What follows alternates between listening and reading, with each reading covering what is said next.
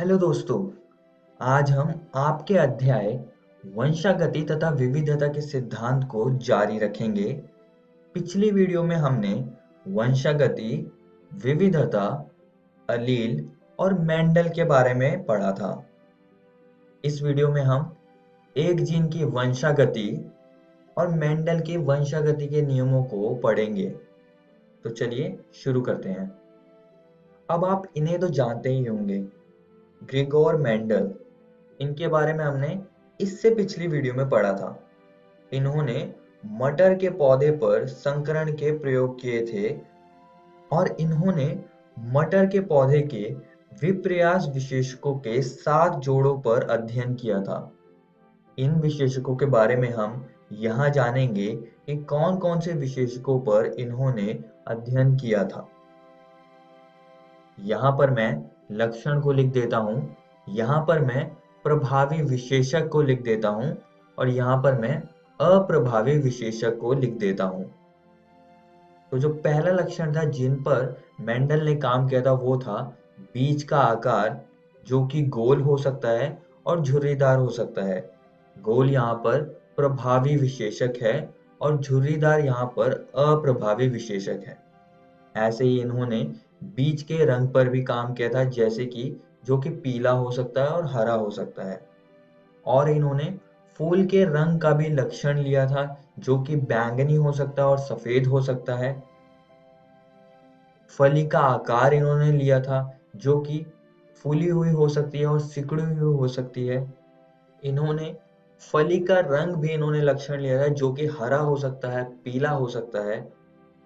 और इन्होंने पुष्प की स्थिति को भी एक लक्षण लिया था, जो कि अक्षीय हो सकती है और अंतः हो सकती है। और 7वां जो लक्षण इन्होंने लिया था वो थी तने की ऊंचाई, जो कि लंबा हो सकता है और बौना हो सकता है। आइए अब एक जीन की वंशागति को थोड़ा और अच्छे से समझते हैं। इसको हम तने की ऊंचाई वाले प्रयोग से समझेंगे, जो कि मेंडल ने किया था। दोस्तों, मेंडल ने मटर के लंबे तथा बौने पौधे के बीच में संकरण करवाया था। इस संकरण से उत्पन्न बीजों को उगाकर उन्होंने प्रथम संकर पीढ़ी के पौधे प्राप्त किए थे। इस पीढ़ी को फिलियल वन प्रोजेनी या F1 पीढ़ी कहा गया। मेंडल ने देखा कि F1 पीढ़ी के सारे पौधे लंबे थे, अर्थात अपने लंबे जनक के समान थे और कोई पौधा बौना नहीं था। फिर बाद में मेंडल ने F1 पीढ़ी के पौधों का स्वपरागण कराया और इसके बाद उन्होंने देखा कि F2 पीढ़ी में 75% लंबे पौधे थे और 25% बौने पौधे थे। जैसे कि आप देख सकते हैं, यहाँ पर 3 पौधे लंबे हैं और एक पौधा बौना है। ऐसे क्रॉस को हम एकल संकर क्रॉस यानी कि मोनो हाइब्रिड क्रॉस कहते हैं। इसके बारे में हम आगे इस वीडियो में पढ़ेंगे। अब दोस्तों, इन बातों के आधार पर मेंडल ने प्रस्तावित किया कि कोई वस्तु जनक से संतति में जा रही है। उसने इस वस्तु को कारक यानी कि फैक्टर्स कहा। आइए दोस्तों, एकल संकर क्रॉस यानी कि मोनोहाइब्रिड क्रॉस को समझ लेते हैं। एक क्रॉस जो कि एक लक्षण के विपर्यास विशेषकों के एकल जोड़ों को शामिल कर किया जाता है, एकल संकर क्रॉस कहलाता है।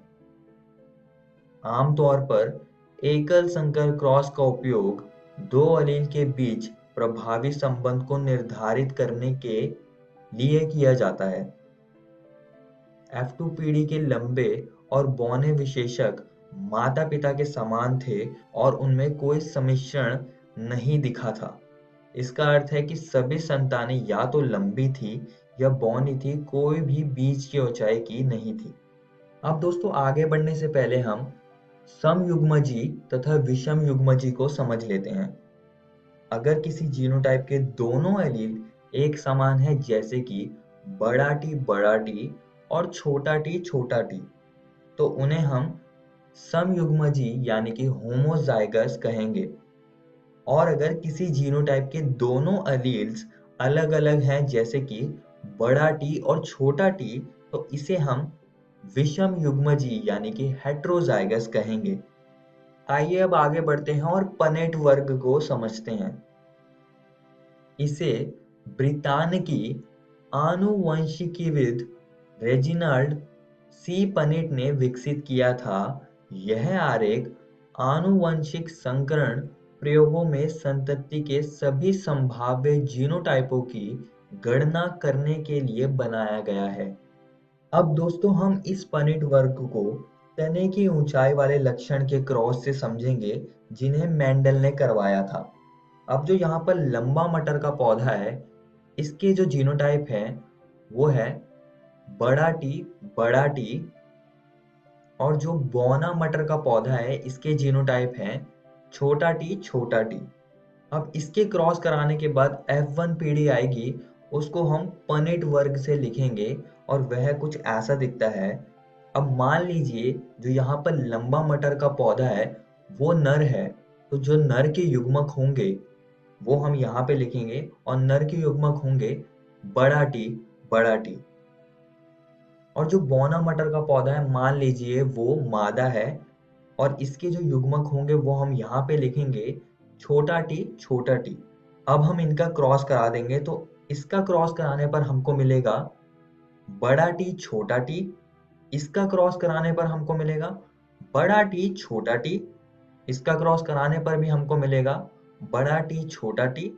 और इसका क्रॉस कराने पर भी हमको मिलेगा बड़ा टी। तो यहाँ पर जो बड़ा टी था वो प्रभावी था, इसी वजह से यहाँ पे लंबे मटर के पौधे उत्पन्न होंगे F1 पीढ़ी में, क्योंकि सभी के पास एक प्रभावी एलील है। अब हम F1 पीढ़ी के पौधों का सेल्फ पॉलिनेशन यानी कि स्वपरागण कराएंगे। इसको भी हम पनिट वर्ग से समझेंगे, तो हम यहाँ पर इसके हम पहले जीनोटाइप लिख देते हैं। ये दोनों ही लंबे हैं तो इसके जीनोटाइप होंगे बड़ा टी छोटा टी, जैसे कि हमको F1 पीढ़ी में मिला था। और इसके जो पनिट वर्ग है F2 पीढ़ी का वो कुछ ऐसा दिखेगा और इसके हम युग्मकों को यहाँ पर लिख देंगे, नर युग्मक को, और मादा युग्मक को यहाँ पर लिख देंगे। अब हम इसका क्रॉस कराएंगे तो इसका क्रॉस कराने पर हमको मिलेगा बड़ा टी। इसका क्रॉस कराने पर हमको मिलेगा बड़ा टी। इसका क्रॉस कराने पर भी हमको मिलेगा बड़ा टी।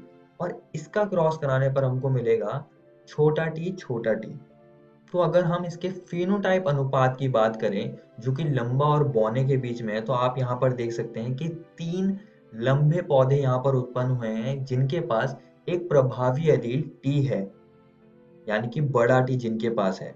तो 3 लंबे पौधे और एक बौना पौधा जो कि है छोटा टी।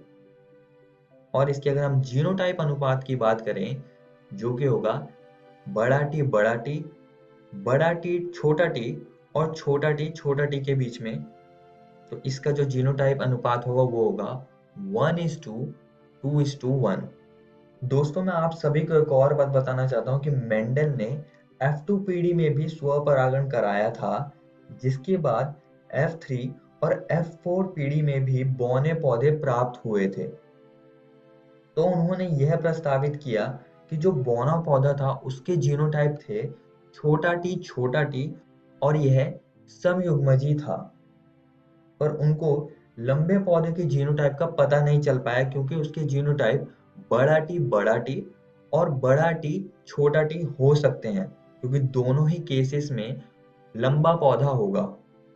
तो इन्होंने इस बात का पता लगाने के लिए परीक्षार्थ संकरण करवाया। आप जानते हैं कि ये क्या होता है। इस प्रयोग में प्रभावी फिनोटाइप वाले जीव अप्रभावी पौधे से संकरण किया जाता है, ना कि स्वपरागण, जैसा पिछले प्रयोगों में किया गया था। परीक्षार्थ जीव के जीनोटाइप निर्धारण के हेतु ऐसे संकरण की संततियों का विश्लेषण किया जा सकता है। चलिए अब परीक्षार्थ संकरण को एक उदाहरण से समझते हैं।